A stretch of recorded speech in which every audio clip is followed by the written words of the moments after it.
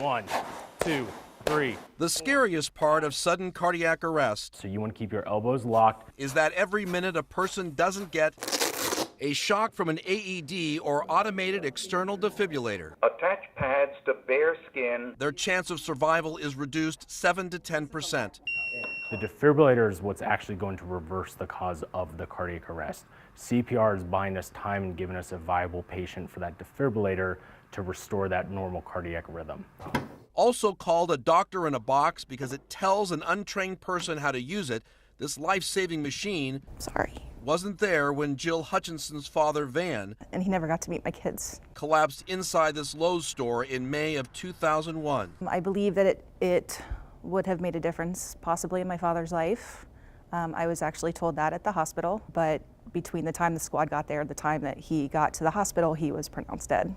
Nearly 30 states have mandates that AEDs be placed in specific businesses, not Ohio. Sarah Bops teaches CPR and AED training across the state. I train pharmacists for 5 different major companies, and not one of them have AEDs in all of them. She believes it's time Ohio mandates AEDs. I'm actually trying to get in front of somebody in the state of Ohio that can recognize that there should be a bill that mandates that there should be an AED in any company that deals with pharmaceuticals in Ohio, period. When a woman was shot to death at this strip mall on Sunbury Road in January, an employee at this urgent care told us there wasn't an AED in the store, so we ran next door to the Kroger to get one.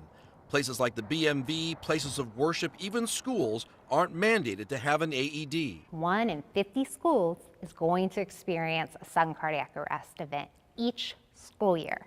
Nurse Sarah McGraw-Timmis is the health coordinator for Lancaster City Schools. Here, every school has 3 AEDs, which she says is unusual. Do you think that should change? Yes, I do. I think every school should be furnished with AEDs. Mary Newman is the president of the Sudden Cardiac Foundation. Making AEDs mandated in places of large gatherings, it's absolutely essential.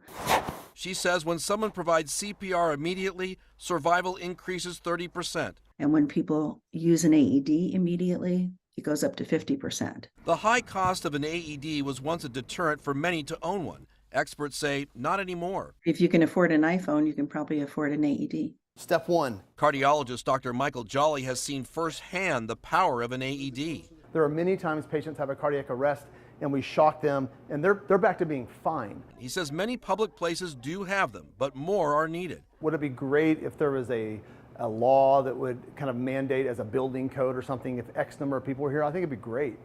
These things save lives. As for Jill Hutchinson, who lost her 50-year-old father to sudden cardiac arrest, I wonder what if. What if her dad would have been in a store with an AED? In 2019, Lowe's made a commitment to put AEDs in every store. Hutchinson hopes her heartbreaking story will prompt other stores to do the same. Because you never know where, you never know when, and you never know what time that someone you love or someone you care about could have a sudden cardiac event, and having something like this on site could save their life. Kevin Landers, 10 TV News.